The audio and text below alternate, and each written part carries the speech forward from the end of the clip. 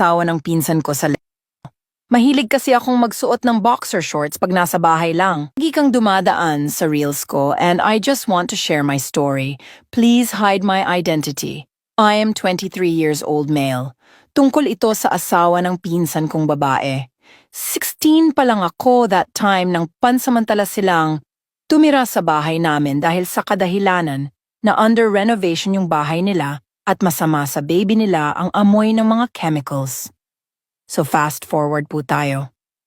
Noong una ay ayos lang sa akin dahil nga may ekstrang kwarto naman na hindi ginagamit at natutuwa din ako sa anak ng pinsan ko. Pero lumipas ang ilang araw ay napapansin ko ang asawa ng pinsan ko na panay ang tingin sa... Mahilig kasi ako magsuot ng boxer lang pag nasa bahay.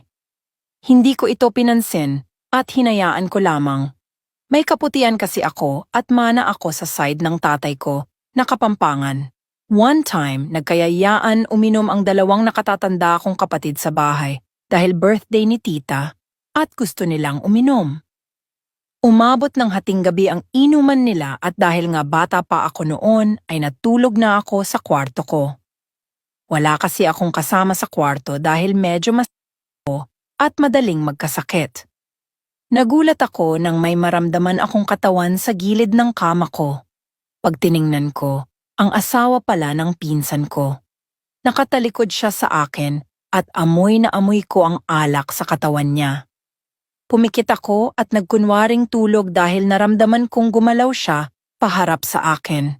So ang pwesto namin, nakahiga ako at nakaharap sa kisame habang siya ay nakaharap sa akin. Naramdaman ko ang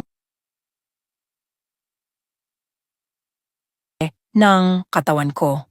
Nagkunwari akong naalimpungatan at tumalikod sa kanya dahil hindi ako komportable sa ginagawa niya.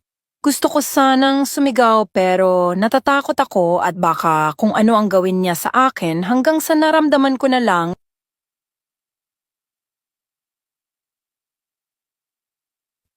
Hindi ako umiimik at nanatili lamang akong nakapikit at kinakabahan noon.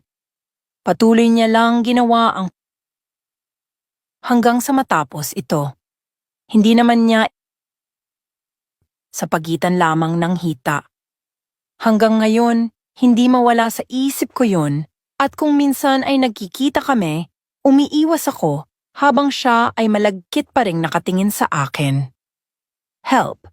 Pwede ko po ba siyang ginawa niya sa akin noon?